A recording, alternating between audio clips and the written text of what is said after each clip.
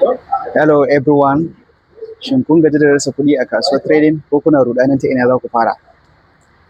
To me zai hana ku dinga kwafi trading na ƙwararre domin kuma ku dinga samun riba? Sunana Ismail Ibrahim wanda aka fi sani da Sharubutu FX daga Access Pip Academy.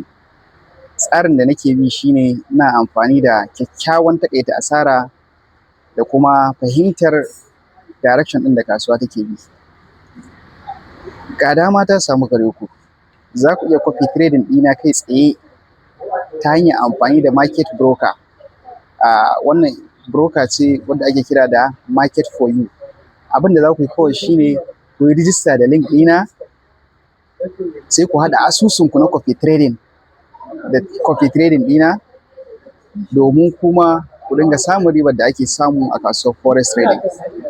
Maza ku yi hanzari ku yi rijista domin kuma ku kasance cikin wanda za su dinga kwafi trading ɗina. Abin da za ku yi kawai shine ku bi wannan link ɗin da ke ƙasan wannan bidiyo ɗin domin ku yi rijista saboda slot ɗin ba shi da yawa. Ku ƙoƙari ku yi rijista da wuri kafin ya cika.